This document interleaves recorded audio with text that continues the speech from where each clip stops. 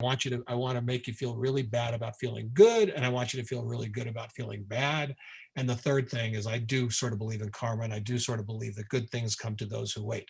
It might take 400 pages, it might take 5 years, 5 seasons, but that's kind of what it is. And that all comes back from the mentors that I have. So that's my writing thing.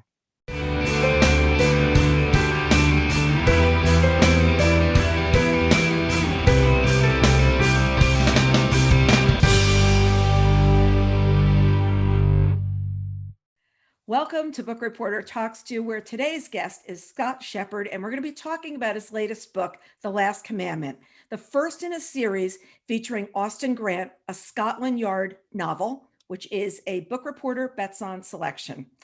Now, I am the product of 16 years of Catholic education, and I confess that I remember some of the commandments, and oh, what my third grade nun would be thinking about me right now. Because as I was reading this, I was remembering I stood in classroom and recited these like all the time. How do I not know them? And what was I learning from Scott as I was going through the book? So looking forward to this. Welcome, Scott. So nice to have you here. Oh, thanks for having me, Carol. Happy to be here. So let's start by your telling us about Last Commandment. All right. It's like you say, it's the first in a series of novels featuring Austen Grant, who in this book, he's a Scotland Yard commander who's been there for 30 years, and he's about to retire in about 3 weeks because it takes place in December. Christmas and New Year's plays a big part in the book. And with 3 weeks before he's going to retire, he's sort of a sad guy. His beloved wife died a year ago of cancer. He's estranged from his daughter since that time for reasons we don't know, but you will find out. And there's a series of murders. And, what happens in the prologue of the book is it starts with what is the third murder in a series of murders. And he quickly figures out in the first few pages that it looks like some maniac is killing people according to the 10 Commandments. And the fourth commandment is thou shalt not work on the Sabbath. And which they kind of figure out it might be a priest they're going to kill. And so he shuts down all the churches in London. Nothing happens. He thinks he's wrong. And in the middle of the night, at the end of the prologue, he gets a phone call from a young cop, a young, tough New York cop who's standing in St. Patrick's Cathedral. And there is a dead priest hanging from the altar with a Roman numeral 4. And the next thing you know, Austen Grant's on a plane to New York. And thus he has to work with this detective to solve it. And it goes from there. And the other person that figures very prominently in the novel is his daughter, who's a reporter, a journalist in New York City. And she reconnects with, her father. And we get to the bottom of their relationship. And it's all really about the three of them. And it's a sort of globe-trotting mystery that takes place in London and New York and other places. Mm-hmm, exactly. And when the book takes off, it's got this momentum that goes like this. It's like, trigger fast. What drew you to use the 10 Commandments as this, backtrack of what's going on? Mm-hmm. It's funny. I mean, I've had this idea for a long time. I come from, a television, I've been writing and producing television shows for 3 decades plus, and not much with movies, but I had thought of it as a movie idea like 30 years ago. And it was before Seven, because Seven has the thing with the 7 deadly sins. There was, dating myself, but there was a series of books, I think back, when I was young, by a guy named Lawrence Sanders, who wrote a great book called The First Deadly Sin. One of the first great serial killer books. And then he wrote a series of books that were called like the 8th Commandment, the 10th Commandment, that were his own weird versions of, like about one commandment. It was just a thematic thing. So I think it just kind of went into my head. And I said, this is a good puzzle thing. But of course, like everything else, because I've been working in television all these years, it just sort of sat on the back burner. And it's funny, I back in the day, I was thinking like, it's gonna be a movie with like Sean Connery is gonna be the Scotland Yard cop at 60, and Robert De Niro was like in his 30s back then, and some British, young woman would have played, Rachel.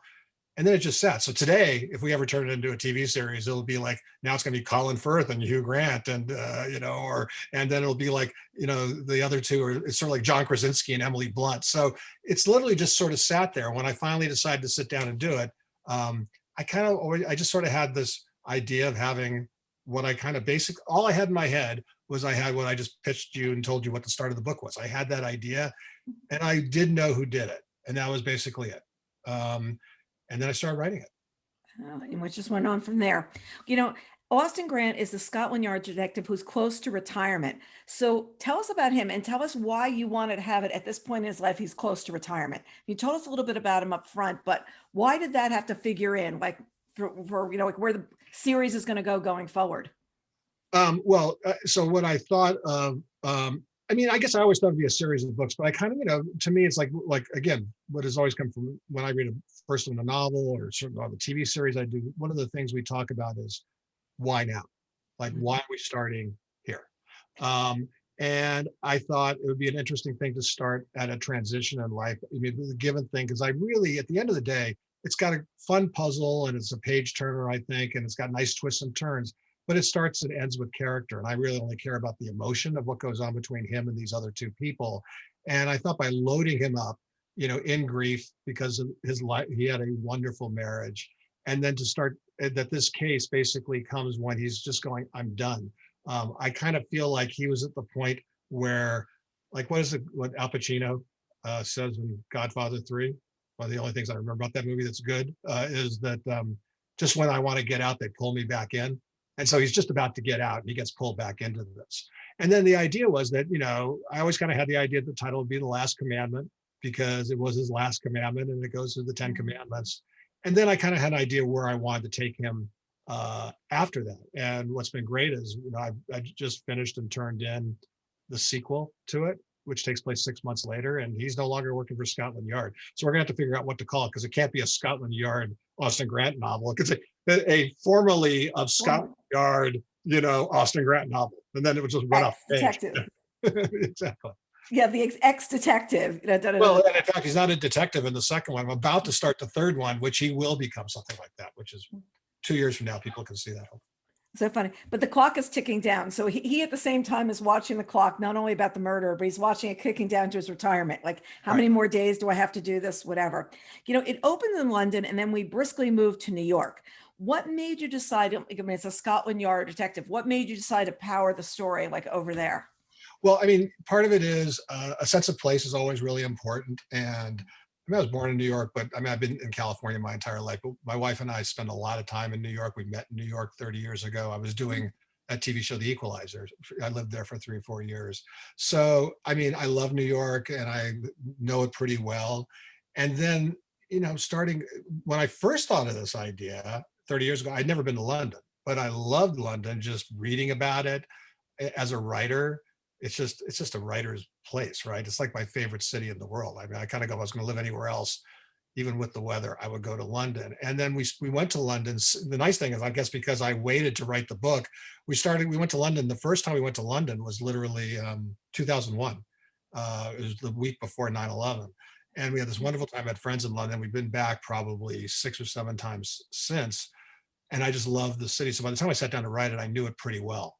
Because it starts in London, but goes to New York, and then the second half of the book, ends up in London. So I get to kind of, and part of the idea also was the idea to take 2 cops, and it was sort of put 2 fish out of water because John Frankel, the cop in New York, it's so funny how time changes, right? When I first thought of it as a movie idea, it was kind of more like a Lethal Weapon idea, where I kind of thought, here's this kind of very, kind of by the book Scotland Yard commander comes to New York, never used a gun because they don't have guns in England. And he is like shocked about what I thought was going to be like this foul-mouthed Robert De Niro like cop. This was in my head 30 years ago. And then I thought and it was great. And then the second half is the young cop goes to London and he's like shooting up, like English tea parties and everything like that. But as you know, having read the book, it doesn't become that at all, because once I started writing it, and maybe as a perspective and just doing it, it's the characters, and a couple of people have read it, what they really said, which has really been nice. It doesn't fall into that trope. They kind of get along right from the start, and there's a mutual respect, though they go about things differently. And because it's sort of a team that will work together, the 3 of them in books going forward, it became something I kind of found that just developed as I was writing it. Yeah, it goes going for them. How much? Okay, so you have these characters. You're thinking like De Niro, back and forth to different characters. How much did you sketch out of them in advance? Like, how much did you actually say, okay, he's going to do this, he's going to do this, he looks like this, he feels like this, or did you just start organically feeling it as you started writing? I think I just organically felt it. And what's interesting, I think, and a few things have sort of happened, and why I love these characters and maybe they ring true to people is um, the because I did the show The Equalizer, which is now back on with Queen Latifah, and they did the Denzel Washington movies. But I worked and wrote on the first 3 of the 4 years with this really wonderful actor, if you remember Edward Woodward, who was in Breaker Morant, and he played the Equalizer. And he was this sort of 60-year-old retired ex-CIA cop who helped people in danger. And I think that idea, having written for Edward, I kind of had that idea in mind, in terms of what that would be like. And it's so funny. I keep meaning to put this in the second book because it takes place 6 months later on July the 4th. Edward had this really interesting, dry sense of humor. And I'll never forget, we were shooting The Equalizer, and I'm telling him, we're in July, and I'm going, Edward, we're taking this, we have a 3-day weekend because it's July the 4th here in the States. And he goes, oh, my dear boy, he says, we celebrate that in England too, that holiday. So, and I kind of said, oh, that became Austin Grant's sort of sensibility, a sort of dry sense of humor. And he was a little bit like my father-in-law who passed away, who was also, would be very quiet and then just come up with a zinger. Yeah. Frankel, on the other hand, I think he, like you say, he started as in my head. And it's funny, when I did the first draft of the book, the first few chapters, he's a little harsher than he turned out to be when I kind of did my rewrite of it. And there's a scene early on in the book when they first sit down, and they sit down in this deli. I don't know if you've ever been to it. Yeah.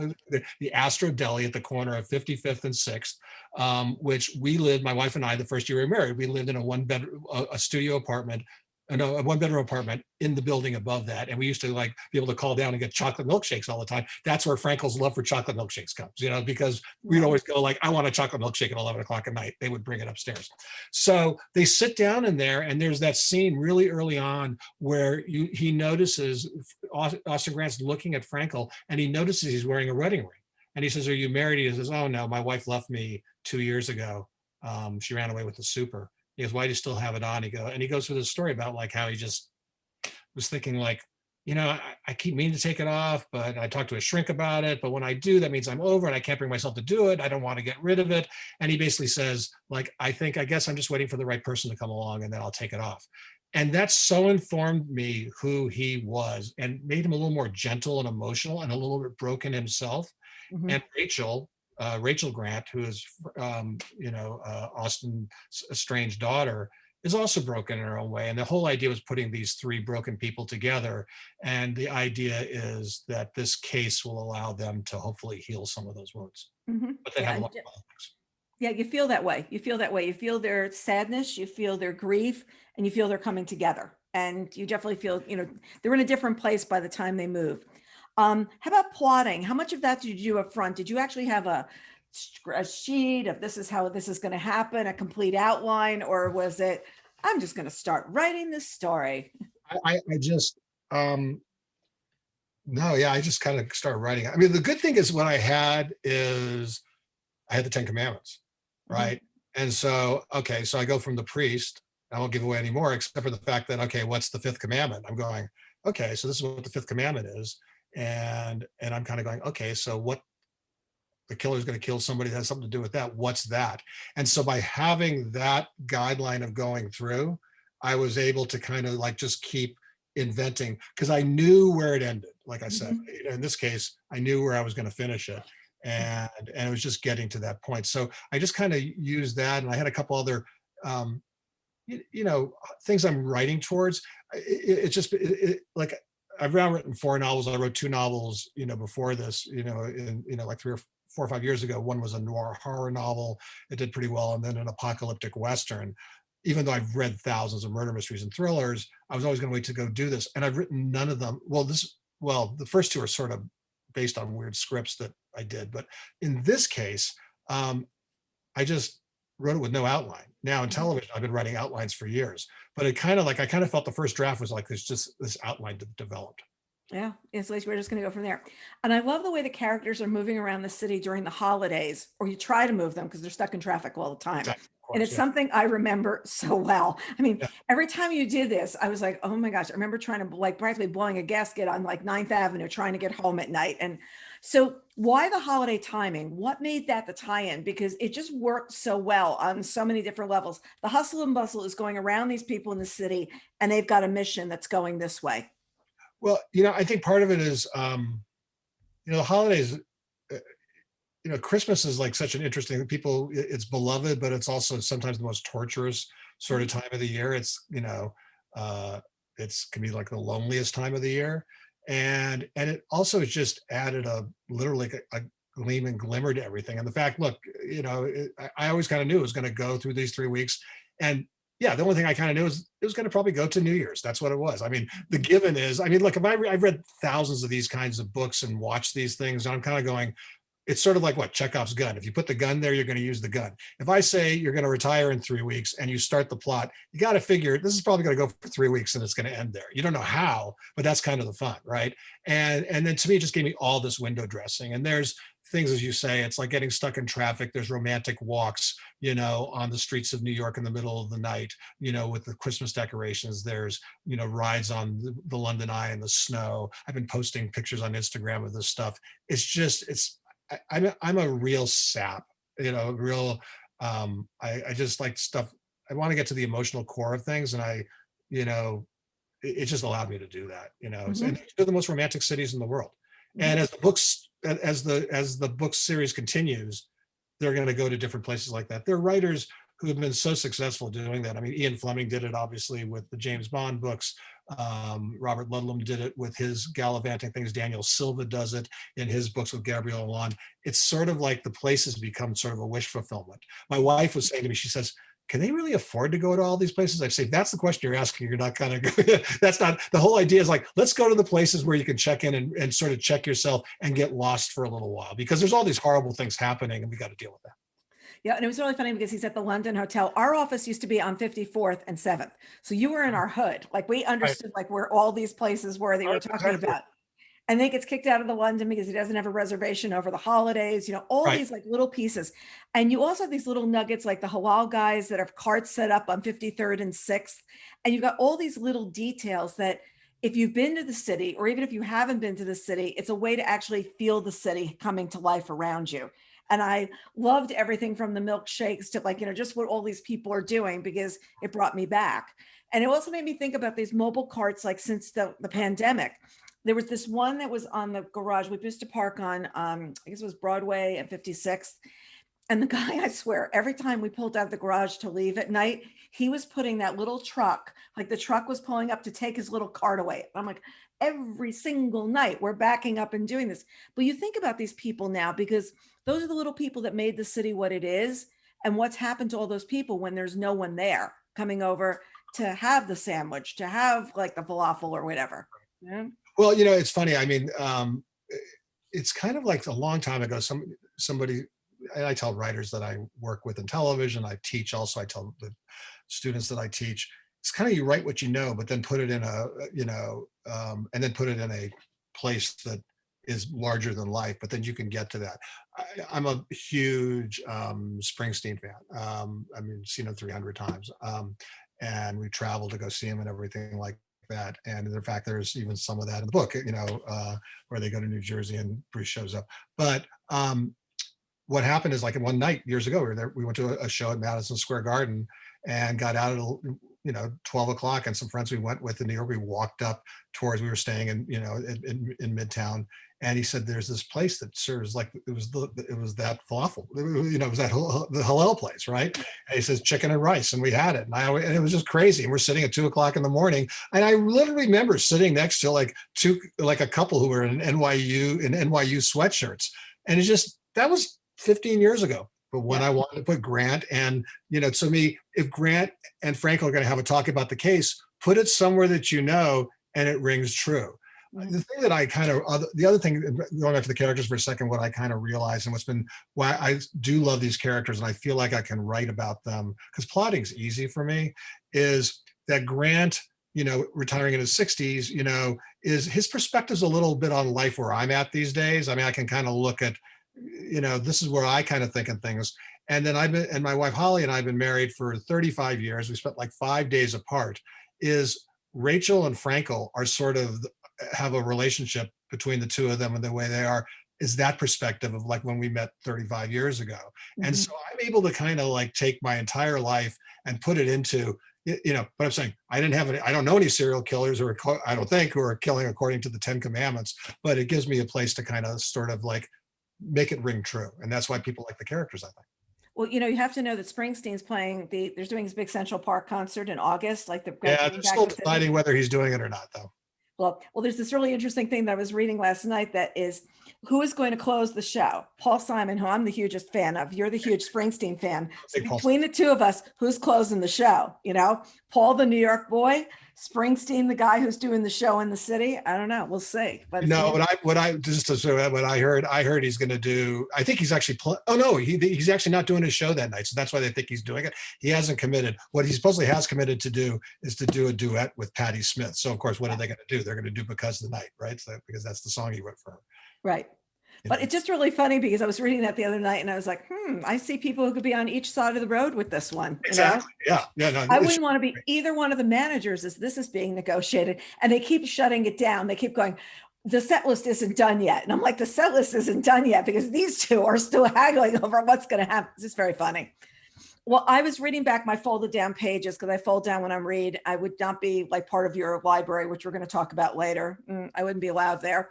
And I was interesting to see the clues that were there from the killer. Like they're clues like up front. And there were some definite red herrings early in the book that went completely over my head, which I liked that I missed, but you were very good in having them there. Did you plot those in advance or drop them in later? Did you go back and say, I've got to give people a little bit along the way?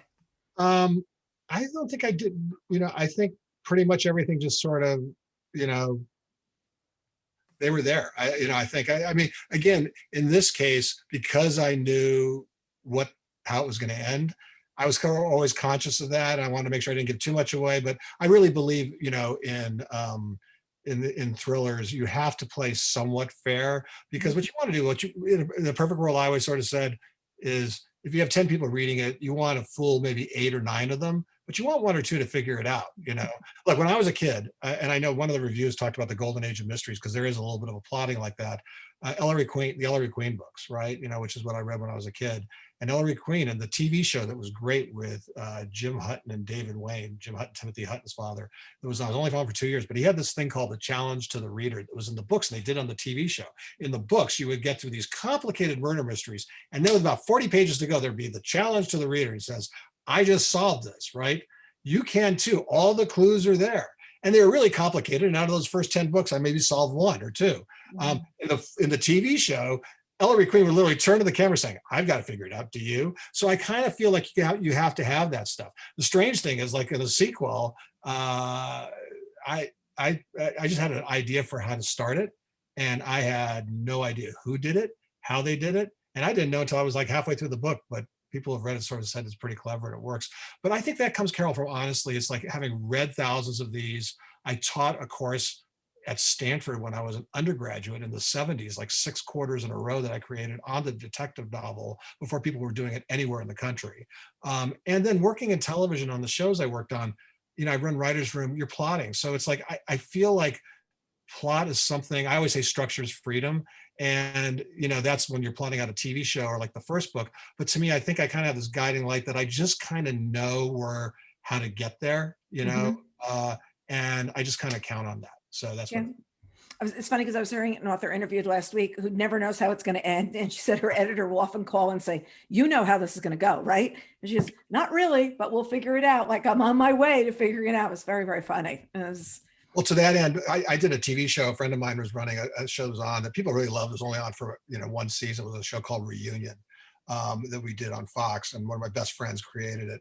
And it was about a 20-year reunion. And what happens is that there's a group of 6 friends, and one of them has been murdered by probably one of the friends in the present. And each of the 20 episodes was 20 years ago, 19 years ago, and you see how it builds. And so I read this pilot. And all you know at the end of the pilot, before they shoot it, is like all you know at the end is like that one of the people died, and that's all you know. And so I call him up and he says, "You're going to come work on this with me?" I said, well, yeah, it sounds great. Saying, so who did it? He goes, I have no idea. And he says, well, I said, well, who's murdered? He goes, I don't know. He says, why do you think I need you? So That's your job. That's that's your my job job. right So, now. yeah, so that's kind of, I'm one of those people who kind of goes to that, you know.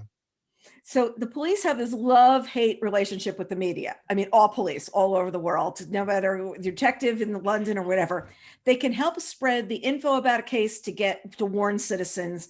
They can try and get clues from people who might have seen something, but their endless questions to get the scoop can hinder the investigation.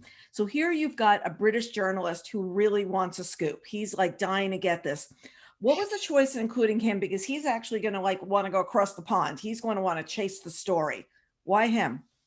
Um, well, a foil for one thing, probably, and he's been like a thorn in Grant's side for years, and and then you and then you kind of think, is there other stuff with him too? You know, I mean, it just was widening the characters in it. You know, there are not that many characters in it, which is really kind of interesting. So it's sort of like, yeah, I kind of had reasons, and then he figures in interesting ways in the book. It definitely does. So you knew each of the murders, what they were going to be, just according to commandments before the book got started. You had like this loosely, this is how this one's going out. This is how this is going to happen. I honestly knew what the third one and the fourth one was with the priest. I did not know what 5, 6, 7, or 8 or 9 was. I kind of knew where 10 was. Mm-hmm. But then they kind of it's a very different process writing novels, that, you know, for me, and I love it, as opposed to writing television, where you can sort of discover it as you go along, as long Mm-hmm. as you have a good guiding light, you know, a good like navigation sense, which I think all the reading and all the shows I've done has given me that. Yeah, and when you talk about your background in television and film, I think I remember talking to you a while back that you worked on Designated Survivor, which I loved, and I remember reading that you worked on Miami Vice, which was my personal Friday night vice when my Mhm. husband and I were first married.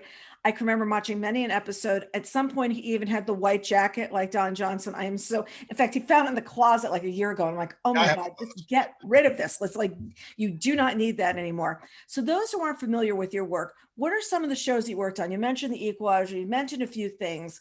What were like, was there a trajectory on your career with that as well? yeah, it was kind of true. I mean, I started off with a writing partner who we're still really good friends. And we're actually still writing. We actually got back together and been doing a couple things in television together. A terrific writer, a guy named Dan Pine, who's written 5 novels, written a lot of movies. His latest novel, Water Memory, people should read it. It's great. Came out, you know, it's the first of a series. The second one comes out next year. So Dan and I both went to Stanford together. We got kind of hooked up together, and we decided that we wanted to kind of try and write together, because there are a lot of teams, and we both had brought different things to the party. We write very differently. We want the same thing. I mean, Dan, interestingly enough, is uh, writes beautifully, but it's almost like a fever dream, and I'm sort of much more commercial, plotting, etc. And so we sat for like a course of a year in his tiny apartment, the size of this computer, and we wrote like 4 movies that never got made, and a TV pilot. But we got a chance to go work on a show. And I used to say that, you know, if you read our books, they're completely different. But I sort of said it was like a Lennon McCartney relationship, and at least to this day, it's sort of like this. And it's very clear who's who. You know, I mean, like literally, I sort of say, if you take Dan on his worst day, you'll get like the B side of a Plastic Ono band thing, and if you put me on my worst day, it's like I'll write a bad version, maybe of, or oxymoron, silly love songs. But you put us together, you can get Eleanor Rigby and Day in the Life. So we were really able to kind of work together really well. So we got a job working on, our first gig was a show called Matt Houston. Mm-hmm. You know, and that's going to date, you know, me and any people who's heard about it. But it was an Aaron Spelling television show, and the fun, and you know, it was fun. It was a detective show, and we wrote that, and we finally have some money in our pockets. And you know, talk about Miami Vice. So our agent at the time, the only other agent, I've had the same agent for 35 years, but I had this other agent who me and Dan had, and he came to us and he said, I want to introduce you to this client of mine who's just written this pilot about, you know, about these, you know, about these 2 DEA agents who are arresting drug dealers, and their names are Crockett and Tubbs, and the name of the script was called Dade County Fastlane, so it was Miami Vice. And he said, what you can do is you can go to come down to Miami and hang out with drug dealers and DEA agents. And I'm going like, I finally got some money, and I was going out with this, before I met my wife, was this girl I got with for a long time. I said, I'm going to go to Hawaii with her. Dan, you go down and talk to the DE agent. So he comes back and he gets hired while we're going back to work on Matt Houston to write the first Miami Vice episode. And because I'm the plot guy, I'm helping him break the story. We're breaking it, and he writes the script. Not only does Miami Vice get put on the air, it gets put on the air opposite our show. So that's it. So Aaron says bye-bye to Dan. Dan goes to work for Miami Vice and does really well and spreads off into a great feature career. And he wrote really cool movies like Pacific Heights and Doc Hollywood and The Hard Way and Manchurian Candidate, and has subsequently, come back into television. And he ran Bosch, the Michael Connelly show. And we actually have always stayed in touch, reading each other's novels, looking for something. We adapted The Grifters in the last year for Showtime to do a modern version that we're still doing something. But meanwhile, I go work on this horrible television show. Like we all have the shows we're not proud of or whatever. I wrote on a show for Aaron, this is my second gig, and it was a show called Hollywood Beat, which was Aaron Spelling's version of Miami Vice. So it was two guys walking on, you can only imagine. And I just couldn't wait to get out of there. Meanwhile, Dan meets a guy, there's a guy named Joel Surnow, who was one of the creators of 24 eventually. Joel had done Miami Vice. He was running the Equalizer. He's 30 years old, has no idea. He's up to his eyeballs and stuff. Calls me up. I write an Equalizer for him on the side in like 4 nights. And then I go do that show. And I work on that show for 3 years. And then I end up like helping run the last year of Miami Vice. And I actually co-wrote the last Miami Vice, where we wanted to kill Crockett and Tubbs, and they wouldn't let us because in case they ever wanted to come back. In case they needed a movie or something later. So then I went from that but then I'm kind of learning my craft. You're moving up the ranks as producers and writers run television. And I had great mentors. And I ended up doing, from that, the same year I did Miami Vice, I did the first year of Quantum Leap, which was a really amazing experience in the sense that Don Belisario, who's had an incredible career, he created Magnum, he created Quantum, he created NCIS. And when Quantum Leap, which people love to this day, and I know a lot of young kids, way before their time have caught up on it, and I thought it was kind of this cool, kind of fun time travel show, like Back to the Future. He goes back, and I learned something in those first couple minutes, those first couple days on Quantum Leap with Don that I think has been the most important lesson in storytelling I ever learned, which was, that it wasn't really a time travel show. In that show, people, it's like Sam Beckett, Scott Bakula pops, he's lost in time and he goes to places and he makes sure that somebody can, make sure the bomb doesn't blow up or, ends up saving a murder or whatever. But the stories were never about that. What it was, he would leap from place to place. And in the pilot, there's a minute towards the end where he pops into what's going to be his next story, where he pops into a baseball player, a minor league baseball player's body. And he's this minor league baseball player in 1953. And he looks around and he suddenly realizes it's 1953 and he goes to a payphone, which he puts a nickel in, and he calls his father. And he gets to talk to his father who's been dead in his current life. And in those days, they used to have they would screen the shows, like testing, and they had these dials where if it goes this way, it's a huge hit, and this way it's whatever. They got to that moment when he's on the phone with his father and it went through the roof. And I said, this is what good storytelling's about. You take something crazy like time travel, but all I remembered about that was him calling his father. Yeah. And that lived with me. And it's, and I've taught that to writers since. And I always sort of say, I'm about 3 things as a writer. Again, the Springsteen quote I love, and I kind of write about everything. It comes from the books I read, family history, just things. He writes in Adam Raised a Cain, we're born into this life paying for the sins of someone else's past, which is all over the 10 Commandment and everything I've ever written. And the second thing I want to say is I want to make you feel really bad about feeling good. And I want you to feel really good about feeling bad. And the third thing is I do sort of believe in karma. And I do sort of believe that good things come to those who wait. It might take 400 pages. It might take 5 years, 5 seasons, but that's kind of what it is. And that all comes back from the mentors that I have. So that's my writing thing. Yeah. Yeah. And, we're at the point where we've got so many authors who think about their books being adapted for the screen. And there's so many more opportunities now for streaming. And let's face it, there's a lot of writing that's out there right now that can be adapted. There are a lot of books and people are turning to this, both for film, episodic television. You wrote 2 other books that were in this genre. And what prompted your move? Like, everybody else is going, I would like to be writing for TV or have things made for TV. And you're coming back this way. Was it the control of being able to control the story, which from what I'm understanding from television, it's not exactly what happens. It's like things happen, you know? Yeah, I mean, writers. I mean, the nice thing is, I always tell young writers, if you want to be a writer and have some control, you go to television compared to movies. Movies is director's medium. Television really is run by writers, but it's a committee. Somebody asked me the other day, the writers I teach at in the grad schools at UT in Austin, which we've been doing for 7 years. The first thing I say is it's a collaborative process. William Goldman, the great screenwriter, one of the great screenwriters, wrote Butch Cassidy, Marathon Man. He says, what you have to learn in television, movies, he's a movie guy, really. He said, once it comes out of the typewriter computer, it is no longer yours. It's a collaboration between you, the director, the actors, the studio, the producers.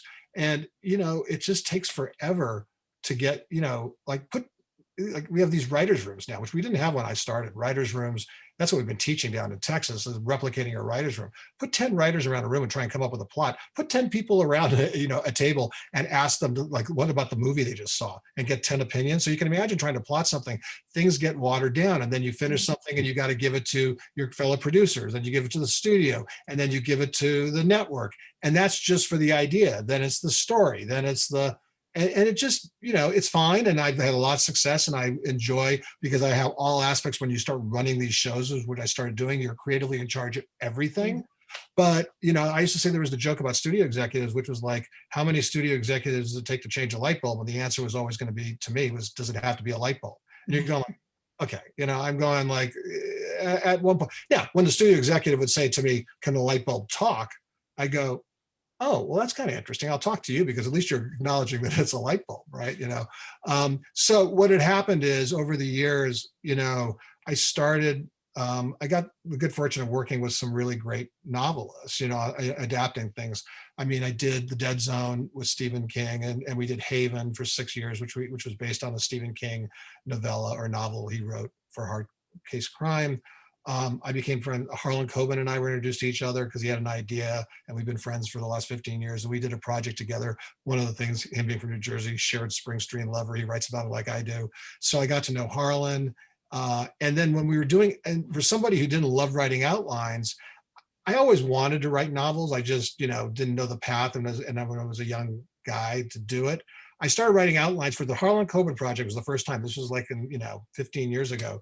I wrote like a 45-page outline in a prose form, like it was one of his short stories. People thought Harlan had written it. And it was like, and people started saying, you should do this. And then one of my agents is a fellow lover of mysteries and thrillers. She had read Karen Slaughter's books, and I'd heard of Karen, but I hadn't read her. So you should read her. And I read Karen, a couple of Karen's books, and we reached out to her, and Karen and I became friends. And through Karen, we adapted the Grant County books. We sold those, didn't get it made. But then I met her agent, and her agent said, if you ever want to write something, and I was getting encouraged. And then what happened, honestly, was I'd always wanted to do this. About 10 years ago, we were in Hawaii on vacation, and my sister-in-law was watching like Modern Family, and there was a dedication to somebody who we knew. And it turned out a friend of mine had passed away from pancreatic cancer, and I lost touch with him for like 9 months. And I remembered he'd like called me like 9, 10 months before. And, I'm going like, I don't know if he was calling, tell me what was going on. I just felt horrible. And I just, at that point, the next day I said, you know what? I said, a friend of mine says, eat dessert first. I'm going, start writing a book. This is what you always want to do, it while you can.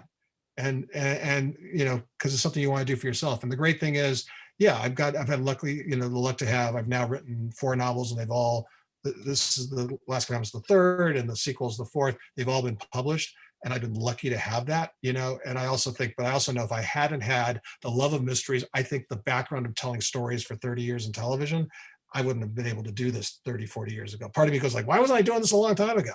But I think that's why it's happened now. Yeah. And, I remember Dennis Lehane talking at some point about the differences between writing for screen and books. Right. And he says, for The Wire, George Pelicanos used to bring him in and go, you write the dialogue. You just write the dialogue. And then someone else was doing another part. I remember Greg Hurwitz saying he writes chase scenes for somebody. He just writes a chase scene. That's all he has to do. And it's like they're building a house, and there's a general contractor, which is somewhere up here. And then everybody else is just subcontractors. And they do just this part.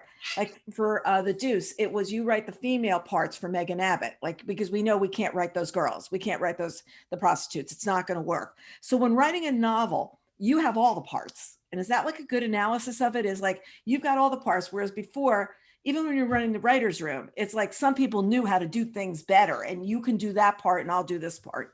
I mean, and sometimes it becomes a necessity. Running television shows, I used to say, they go, what do you do? And I said, well, there were two things. I said, you want to know what my job is? I said, there's a really cool, fun show episodes. Have you seen that show on Showtime with Matt LeBlanc? It's like he's the actor and these two writers, and those two writers, it's hilarious. And that's what we kind of go through. That was my job. But the other thing I said, right, when you're running a TV show and when I was a kid, Ed Sullivan used to have this guy who would come on with the spinning plates, where literally to the Flight of the Bumblebees, let's say you have 13 episodes, you have 13 plates, they fly to the bumblebees, and you'd be going like this, like to keep them all going. And I used to make the analogy that for television, it was like 13 episodes, 13 plates. Well, if you're shooting episode 6, you are cutting in the editing room episode 5.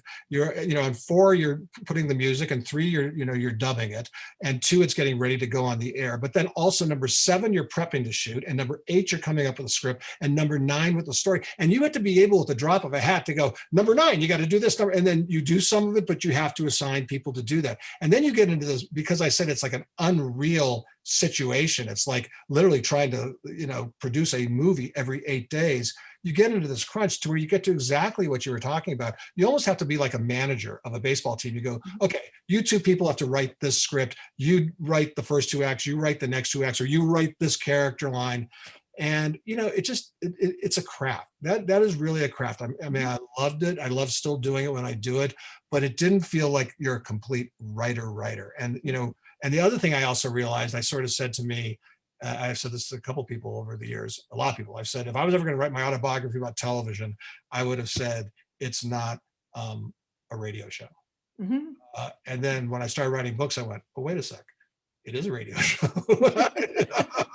You have to describe everything, and that has been, and then the other big difference between writing television, and movies on one side and the books, and I've said this to people too, is it's being a big sports fan. It's a sports analogy. George Carlin, remember George Carlin, the comedian? He used to do this great routine about the difference between baseball and football. He would go, in football, he says, we have sudden death. And he goes, in baseball, we have extra innings, and then he goes, and we play at a stadium in football. He goes, in baseball, we go to the park and just want to go home. And I said, writing for television and movies, especially television being an hour or 2-hour movie, it's like football and basketball. You have set quarters, a set time. You have to make your characters do something that feels real and right, but in a set period of time, and then it's done. Baseball, it starts and it ends when it ends. And I had a writer who created the Dead Zone, and his son and I worked together on the Dead Zone. This guy Michael Piller, who created the Star Treks and everything. And his son is a really good friend of mine. Sean used to tell me, my dad used to say that he would just write a scene, and then he would like have the character tell him where to go next. And I said, are you kidding me? I said, you can't do that. It's like, that's not, because in television, you can't do that. You got too many people depending. You got to know where it's going. Yeah, you know what? It works for novels. It's like you kind of know. I always say, and people I teach, I say it's like a maze. I say writing's like a maze. I know the start and I know the end usually. And then I'm going like, okay, and you start a maze, you start like over here, and then the other part here, and then you go different ways, and then you just hopefully you have the right track. And that's how I've learned how to write. But you can do that in books, but you can't do that in television movies. Mm-hmm. And it's also, you can do it by yourself, right? As opposed to, and I don't find it frightening. I kind of find it liberating.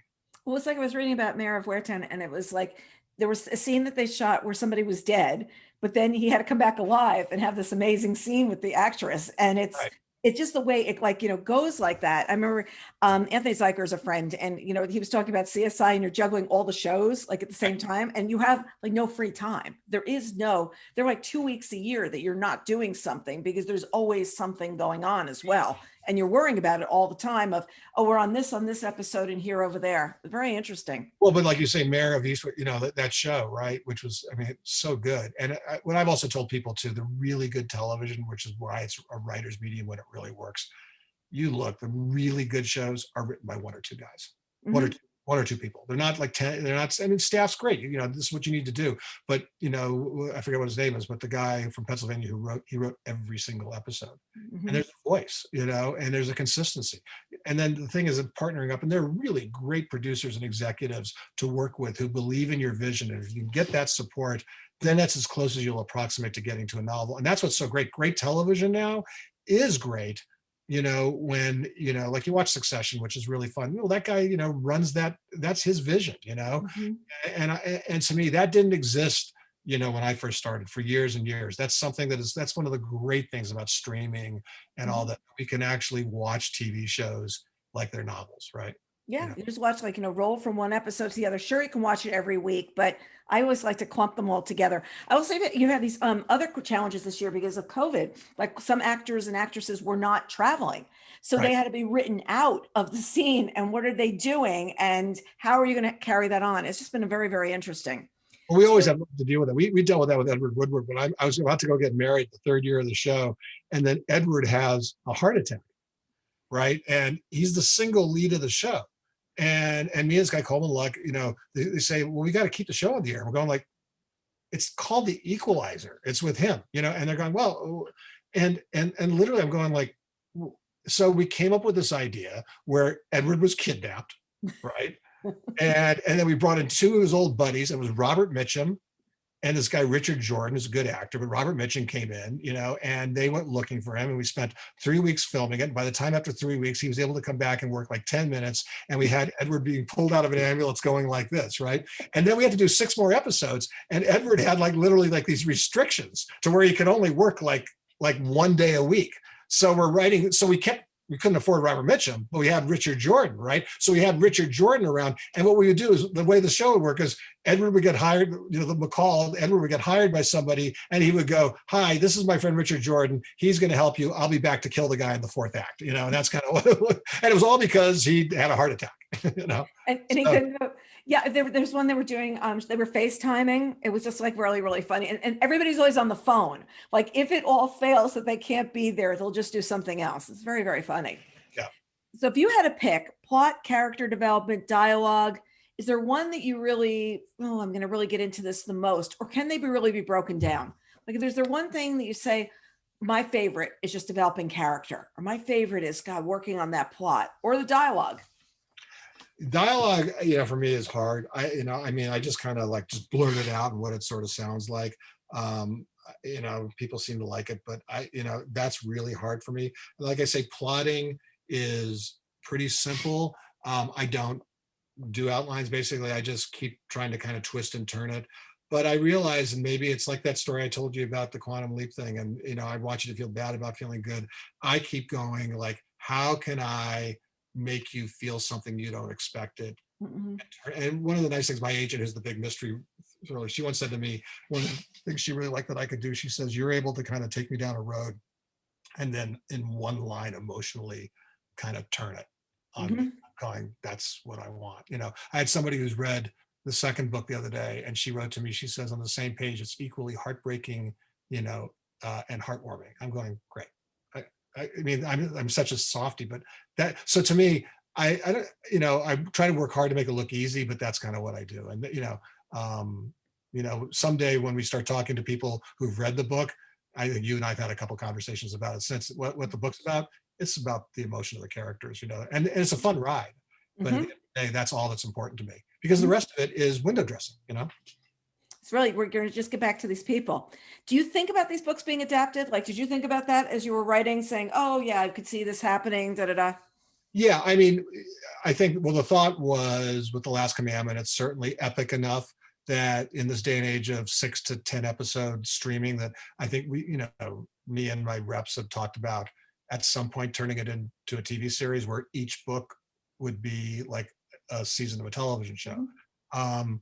But I'm not even, I'm so want them to be thought about as novels first. I'm not even letting them expose them to, the community yet. Like that second one coming out a year from now, I'm going to write a third. We'll see how they do. People come and ask about them, Mhm. sure. And the good news is the difference is, I have authors that I've become friends with, and then what they do is they say, okay, we want to buy your book, and now we're going to give it to some Hollywood person who's going to turn it into something you don't.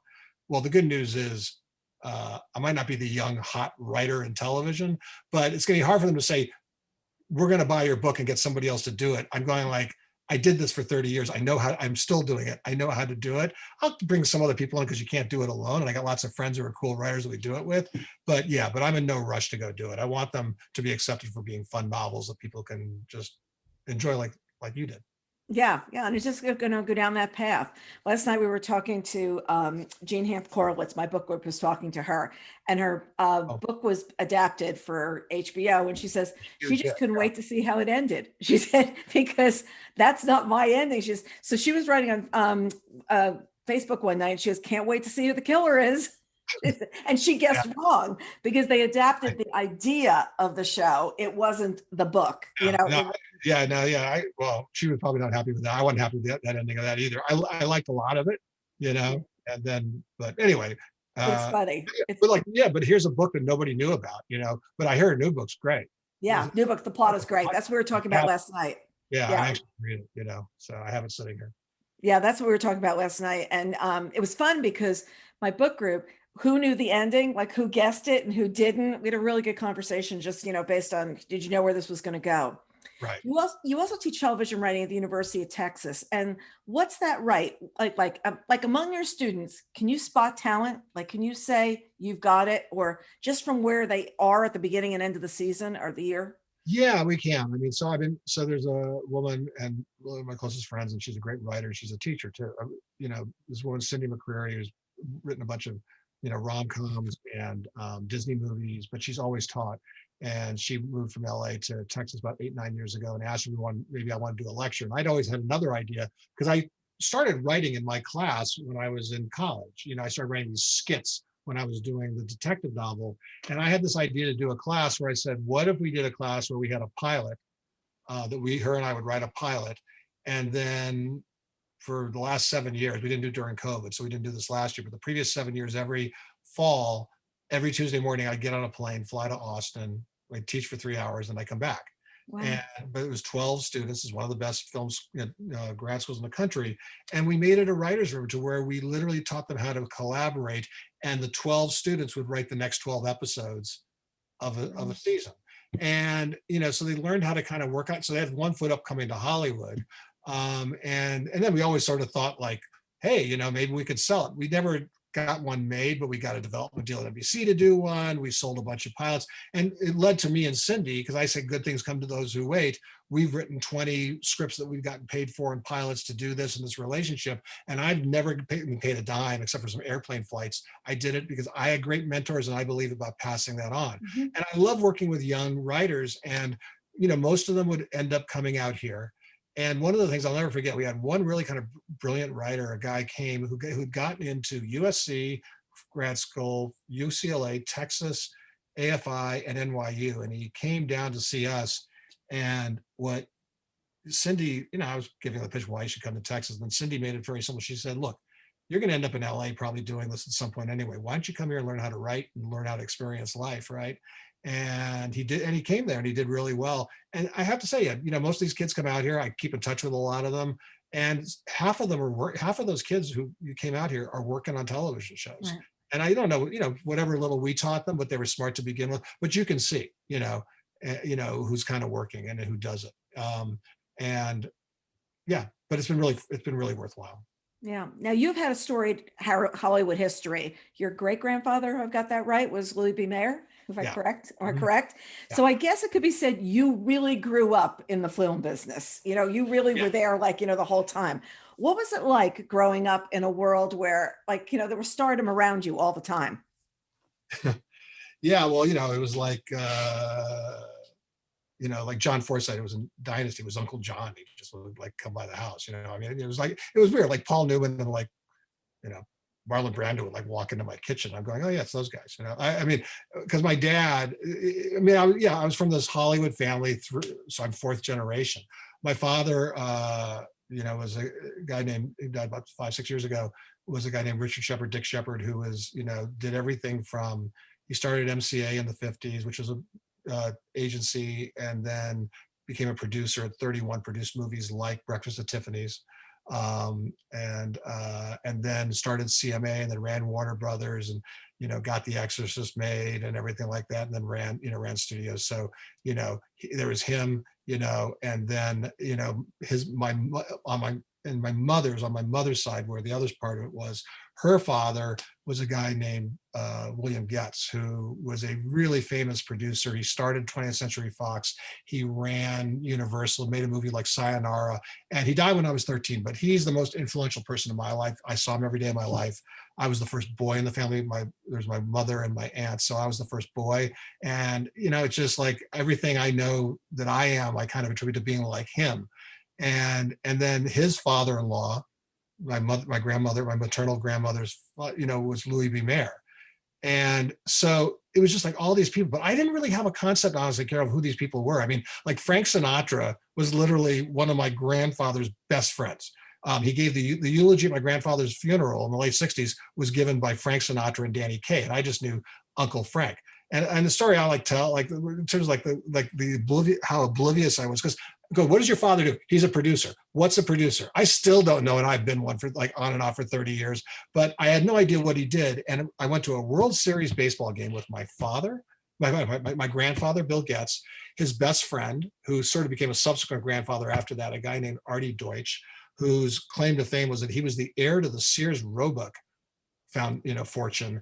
And in 1925, when he was like 7 years old or something, he got a cold and didn't go to school that day. So Loeb and Leopold kidnapped Bobby Franks instead. They had targeted him. So he had this kind of charmed life that he should have been the person killed by them. It was my grandfather, him, Jack Benny, who I knew all my life, which was just Jack, who was very funny and not cheap at all. There are great stories about him. And me and Frank Sinatra, this is 1965, and Mia Farrow when she's 19 years old, and they're engaged to be married.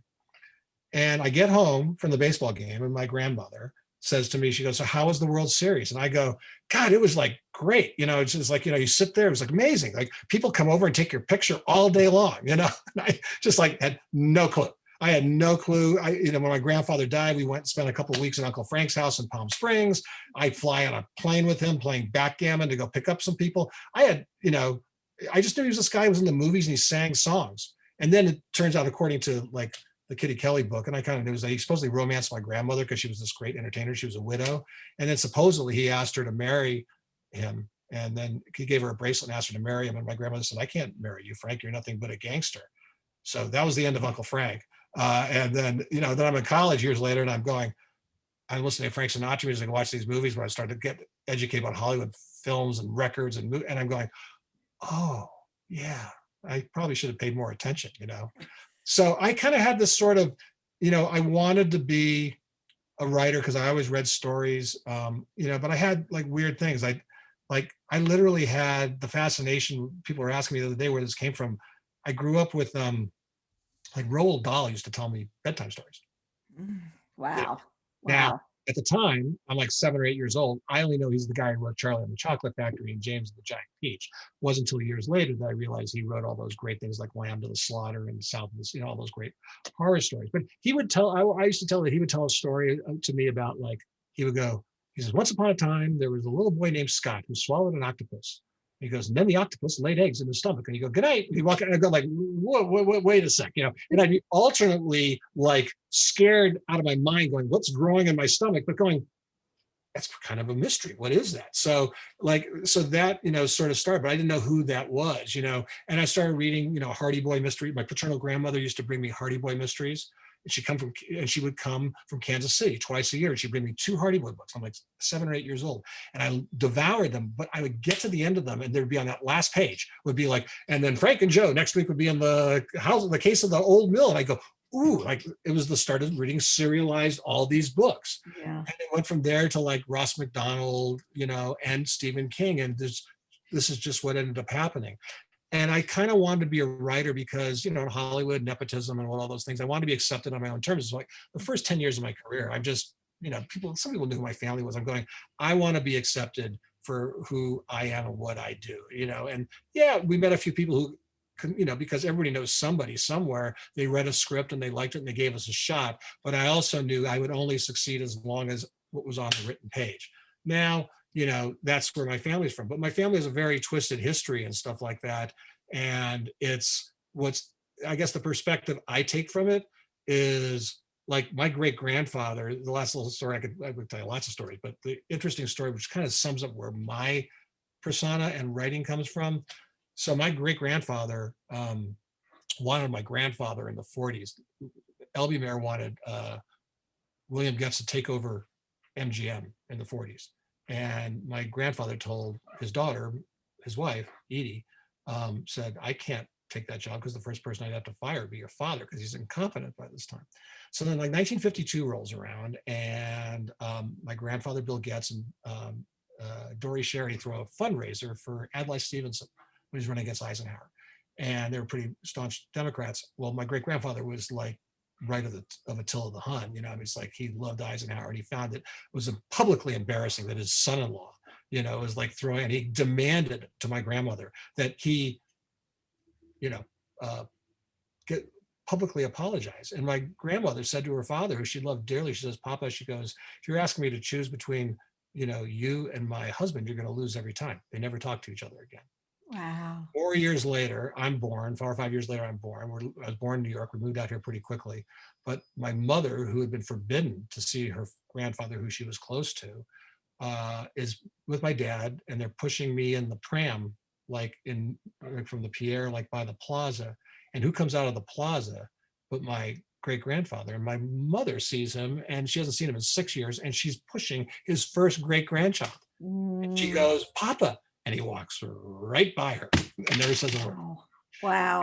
And then, you know, and it's funny, you know, at some point years later, when my wife and I first got married, I tell the stories that, you know, being, you know, here's what's interesting about you say about Christmas is like, we're Jewish. My dad's original name was Silverman. He, you know, in the 50s, he changed his name because when he moved out here from Kansas City, he wanted to get in the movie business because of McCarthyism and Jews. It was just, you know, Silverman was not a name he wanted to have. So, and so subsequently, we just were very, you know, we always celebrated Christmas. I was like a Jew growing up who didn't know. They go Happy New Year, like, you know, in September. And I go, what is it, Year of the Dragon? I'm not sure what's going on. And then, but then I went out with a Jewish girl for 10 years and I married a nice girl named Bernstein. And we've been doing the high holidays. And, you know, we kind of did both. And Christmas rolled around and we literally, my mother, like Christmas was a big deal. The bowing Santa Claus that's in the Last Commandment, and the way that they talk about when my mother died young at 64 at Christmas, and I talk about Grant's wife, that's all kind of, you know, has to do with my family and Christmas and everything. But I remember at that point, we tried to get my mother to say, can you like celebrate Hanukkah with us? Maybe just wrap things up in blue and white. And she goes, no, I'm not going to do that. And she brought everybody into it, like my father and my stepmother into it. And I finally, as my argument with my mother, she says, you got to get your wife to back down on this. And suddenly the words came out of my mouth. I said, Mom, I love you dearly, but if you're going to get me to choose between you and my wife, you're going to lose every time. Well, we didn't stop talking, but I'm going, oh my God, here I am suddenly. This whole idea of what goes around comes around. So what I take from my family, it's interesting in all these stories, but it's like, that is what I write about. And that I'm proud of my family, but they're crazy stories. And they're just people. They're just people that you hear about. And if they only knew that MGM was going to be bought by Jeff Bezos and Amazon all these years later. I mean, he only knew then, you know? No, I mean, look, I as a kid, I would go by you know, as a little kid, I remember getting taken around the cart around the MGM lot. It was unbelievable. My aunt used to tell the story when she was 5 years old. She got kicked off the Wizard of Oz set because during the Munchkin scene, when the witch appeared, she screamed during a take that the witch had a red tongue, and my great grandfather kicked her off the set. Yeah, but suddenly, you know, MGM is like the top 6 floors of a building in Beverly Hills. I mean, I'm sure my great grandfather's rolling over at his grave. I love all those old movies. You know, I mean, I just read Riley Sager's book, you know, and he's like talking about all those old movies and everything. You know, they're great storytellers. You know, to me, I tell writers, read lots of, you know, books. You know, I always say read, write, watch old movies. I had a young writer who gave me a list of his top 100 movies, and there were 100 movies there. His favorite movie of all time was Back to the Future. Yeah, that's a good movie, but it's not the best movie of all time. And there wasn't a single film on there before 1980. I could just start with Billy Wilder. I'm saying, can I just say Sunset Boulevard, Some Like It Hot, Double Indemnity, The Apartment? Those are 4 that should have been on your list. That's one guy. Hmm. I So I remember learned all that stuff, you know. I remember taking a Hitchcock course when I was in college, and it was like, let's just go study the films of Hitchcock. It was great. I also used to go to class with my boyfriend at the time, and we used to bring a thermos of scotch and have scotch and water while we sat there and watched the class. It was very, very good. It's very, Yeah, very, sophisticated senior year. I also understand you have a collection of just a few books, just a few books, yeah, just a few, yeah. just a few books. Is it like something like 10,000 books you own? Yeah, Something like- probably, yeah, and most of them are in the thriller, mystery realm. Yeah. And what's really kind of really been cool also is that the book is, Last Commandment was published by mysterious President Otto Penzler, who has had one of the great collections ever. And he kind of, I met Otto 35 years ago when I was doing The Equalizer in his shop up on 57th Street. And he would tell me, he says, you should, and he was interested in me because I was like TV boy, right? And he would go like, he would say, you should read this book by this guy, James Lee Burke, The Neon Rain, that came out. He said, if you don't like it, I'll get your money back. And in fact, I have like this book sitting right here, this Michael Connolly book, right? Mhm. Which is the Black Echo, which is his first book. There was a strip across it in the Mysterious Bookshop that said money back guaranteed and you can see it says 2192. He signed Wow.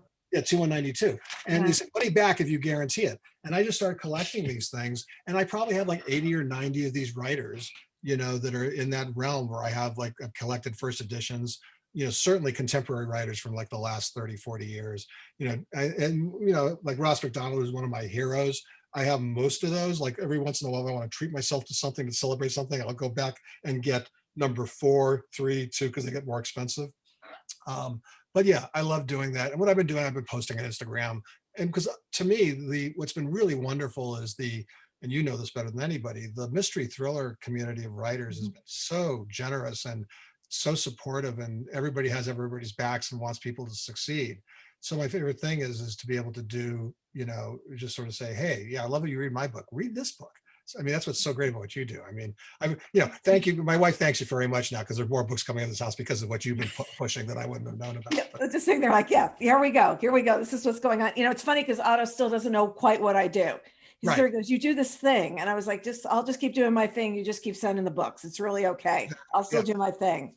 So you've been collecting for a long time. You've been Right. a book collector for a really long time. Do you part with anything, or can people borrow from you?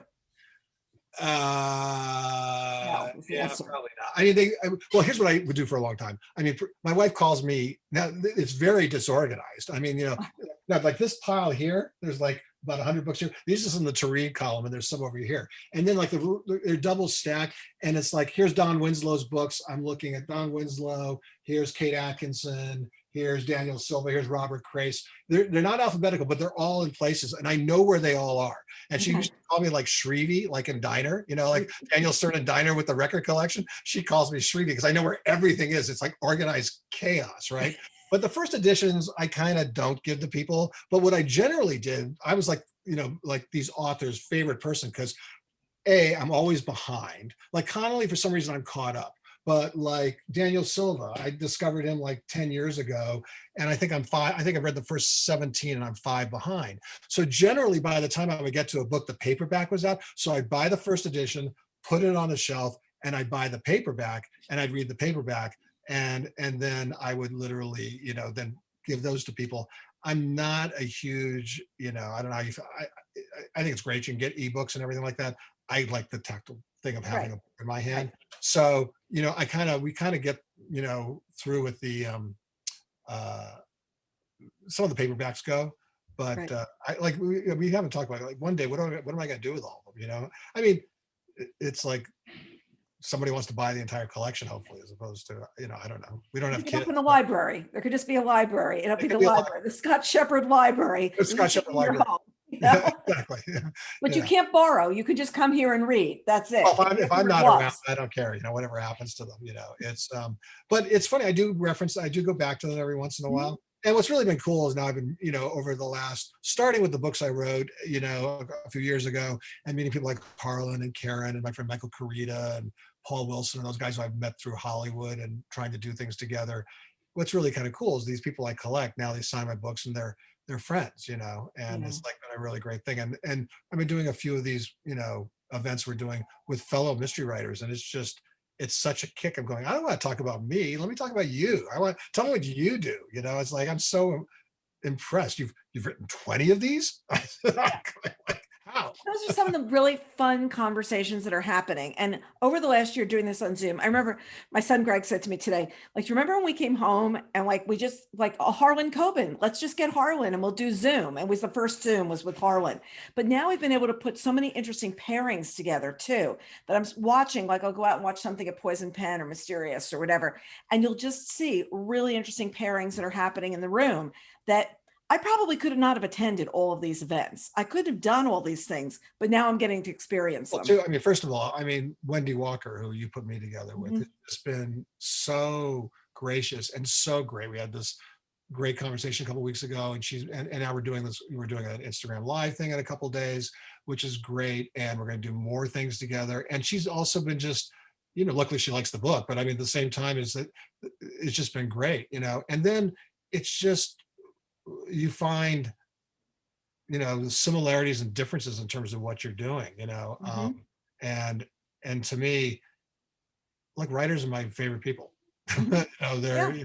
is because this is what we know how to do. I don't know how to do a lot of stuff. Like Cindy, my partner in Texas, we have these writers will come to us and go, I can't figure anything. I can't write anything. We're just going to just write something on the freaking piece of paper, and then we'll deal with it. And like she says it in a better way. She says, you know what? She says, there's not a lot of stuff I know how to do, but I can make crap up, Yeah. you know? Yeah. I mean, there are times I'm saying I write a newsletter every Friday night and I'll sit there, I've got nothing. I said, I've really got nothing tonight. And I'll just, They read great, by the way. So that does not true, but I have to do something. And I'm like, I don't have the line. And then I'll do something like rhubarb. All right, we're going to go with rhubarb and we're going to go from there and we're going to come up with something. But there are moments where like, okay, I want to come up with a new idea. Like we're celebrating our 25th anniversary. I've got all these crazy ideas in my head about like what to do. But sometimes I just need to get away from sitting at the desk. I need to get away from doing this. And that's where the idea is. Like right now, I'm trying to name a new promotion and I can't decide what it is. And then I'll be like outside the room and I'll be, oh, now I've got it. This is what I've got to do. But it's, like all this time of, do you have to do this on command or is it just let your brain go free and you'll figure it out, I think, like, but you've been so creative with everything you've done on the newsletter and all the different things you're doing. And if somebody came to me and says, "What does Carol do exactly?" I'm going to say she does a lot and she's really good at it. But she really connects everybody. But I also know it's because you love writers and love books. Yeah. And Yeah. to I me, love it's writers. like, I who was in else would I want magazines to for talk to? 17 years, but I always like books. So you might as well go do books. And what was really interesting too, a couple of years, probably, it might be 7 years ago now, I was down on the Outer Banks at Christmas and I realized I was watching a lot of shows. I was actually watching a lot of screeners because I was Mhm. getting screeners for a lot of stuff that was coming out. Right. And we added this news and pop culture section to the newsletter then, because I said a lot of people are also watching. So what can I tell them to watch that's either based on something or something I like? And then that's how we can pull it together. Right. So it just, things evolve from things. So let's get back to this for a second. Was this always the title? Was it always the Last Commandment? Yeah, that was the one. That was the one thing I always had, was that title, Knew that going in. because And it works. And when you get to it, works like on 5 levels, as you know, which is what's so cool. I mean, so then, the sequel's called Till Death.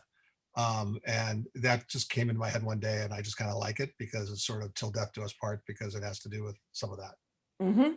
So was this always the cover? Was everybody playing around with the No, cover? no. So Otto, this was the first cover I ever saw. They said they went through 30 or 40 iterations. I get a call one day, or an email from, oh yeah, we talked on the phone. He was going like, what does Austin Grant look like? I'm going, I don't know what he looks like. I'm going, and then we talked about, and then they started talking about Edward Woodward, the Equalizer, and he had this memory of Edward being, well, he was like a bear of a man. I go, no, he waddled like a duck, is what I told him, and so he says, well, and then we kind of just talked about that, and the next thing I know, he sends it and what I liked about it, it's very classy looking, you Yes. know. Well, like I say, we're going to have to figure out what we call the next one, because he does retire. I mean, spoiler, he does retire. So what's the next book going to be called? I don't know. I mean, in terms of like the subtitle, it can't be a Austin Grant Scotland Yard, Oh, novel. yeah. It could say an Austin Grant, formerly of Scotland Yard, novel. It gets long. It gets long. You'll play around. But yeah, it's like it's an Austin Grant novel. It's an Austin Grant novel. Go short. Right. Go short, don't go long. Everybody has to figure out who Austin Grant is. Well, and the other thing is, it is Austin Grant, but it's also, you can start off with the first one, and then as it moves forward, he's sort of the centerpiece, but it is really as much certainly going forward. It's really as much about him and Rachel and Mhm. Frank, all three of them. In fact, I would sort of say what I would call it at some point, we haven't gotten that far, but I would almost call them like the next Grant and Frankel novel, Mhm. Mhm. because there's ways that even as a play on words is where things go, Yeah. so. It's all that moving around. It's all those moving pieces. And next year can talk about why we moved it, why we Exactly. changed I get it. that. Yeah. So Sean Grindell narrates the audio. Did you select the person who did the narration? Did you have any hand in that at all? They gave me a couple of options, and he wrote me, and gave a couple. He It was so strange, because I guess I've auditioned actors and everything over the years, and at one point he sort of said, how did it doesn't want to spoil anything. He goes, I'm talking about how I identify the voice for the killer. He says, because the killer is somebody who does appear at some point in the book, and he goes, but the killer's voice, you don't want to have the killer's voice give away who the killer might be. And I just thought that was such an interesting way of looking at things. And Mhm. he's British, and I kind of went, yeah, it's fine, because it really is. And it's certainly the first half of the book is completely through Grant's point of view, and a good part of it is. So I thought it was fine having that, and it, it's interesting. I mean, I don't know how you felt about how, anglicized it feels. I mean, not having grown up in London, I had a really good friend who kind of double checked some of my Britishisms, or whatever you want to call it. But, I'm an American writing a book about a lead Englishman, right? So, but You I can thought it call was sort of, Greg at any time. You can call my son Greg. He oh will yeah, definitely. I mean, look, we go through times where Greg's going, I'm going to the loo, and I'm like, all the stuff. And I was like, could you just speak English, please? Like, could you just do American for 5 minutes with me? But no. So I take it you don't listen to audiobooks, I'm guessing, because you're such a huge reader. yeah, I don't. I mean, it's so funny. It just doesn't No. work for me. I mean, it's like I literally I listened to Wendy's latest one because it was the only thing that was out. I didn't want to ask her for a manuscript. But Brian Freeman, who I'm doing something later today with, and become a fan of, and we've become friends, he sent me his latest, and I just started going like, I'm sorry, I listened to it, and it is beautifully written as it is. In like 2 minutes, I'm going like, huh? And I got to go. I'm just going, no, I need to read it. So when I like miss a line, I can look at it again. I think Mhm. it's great. Look, to me, if people are hearing stories and that's the way they want to hear them, and Right. I think in Los Angeles, no, I literally kind of just pretty much just stay in my house and kind of walk around the neighborhood, play golf pretty close over. I don't need to move very far. But in Los Angeles, when you have an hour commute, Yeah. hey, it's great. 2 hours a day, you're knocking off like a book a week, right? Yeah. That was me driving into New York. It was like, yeah, we were doing lots of books. In fact, we had not been driving for a while. We got back and Greg goes, whoa, they still didn't get out of this place. It's 4 months later. And I was like, yeah, that's how long we're not spending in the car. We don't have any idea what's going on. five Exactly. minute trip to the food store. You're not listening to the audiobook. It's not good. Yeah. So, okay, the second book is done. Have you started book 3? I'm just about to. I know the opening, and I know what Grant does as a start, and that's it. But that's all I need to know, And That's one of the things I do is I write the drafts fairly quickly, like in 3 months. It's like the first drafts. I'm one of those writers. I so admire writers who sit down and write every day. Maybe this comes from the television aspect of things. Billy Wilder once said when he sat down at the typewriter computer, it was written. And in some point, it is. I'm always writing. Like I'll go out and play golf, and I'm wandering around, and the guys I'm playing golf with are going, "Where are you?" I'm going, "Well, I'm like, on the murder scene," because I'm just going like, I do this. I'm always thinking. So I can't sit down without an idea, at least a beginning and end of where I'm going. And I also write really well. Here's a story I tell a lot of writers, and it horrifies my friends who are sending their kids to college now. And I said, here's what I did in college. I was an English major at Stanford, and I never had to take any tests. All I would do is write, long essay questions or papers, and I would wait till the day they were due. Mhm. Like I would write a 40-page. I took a very famous history course from a very famous history professor who I wrote a 40-page paper the night before it was due. And he gave me like an 87. He said, "You got an A- if you bothered to proofread it," because literally it was steaming coming off the typewriter.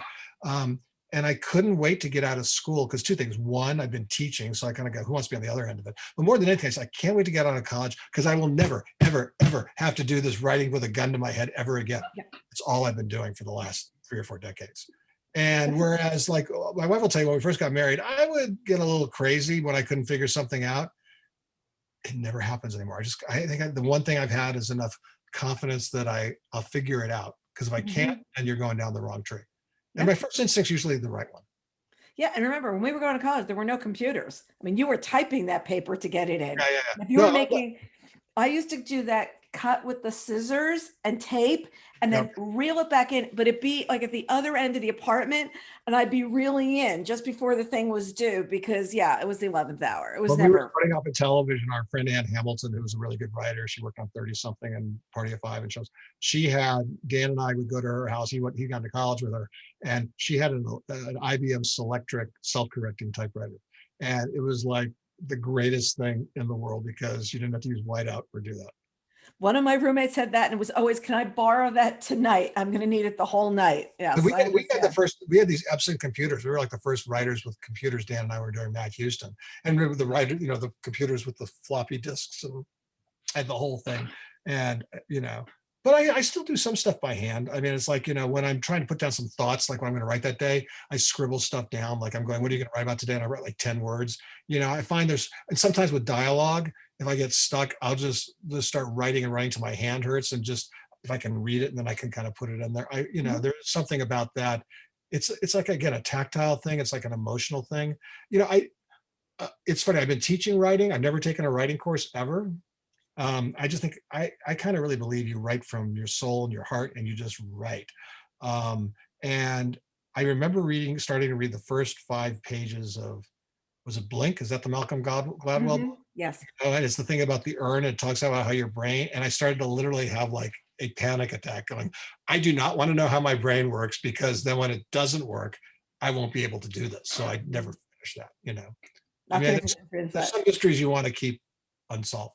Yeah. Well, this is one book you're just going to want to finish, everybody, because it's a great read. You just sit down and you start reading, and you're going to be in London, you're going to be in New York, you're going to be in all these places, but at the same time, you're going to be characters' heads, and you're just going to have such a good job. Like, it's just such a good job that you did writing this, because it's such going to be a pleasurable experience for the reader. So I thank you for the book you wrote. I look forward to the next one.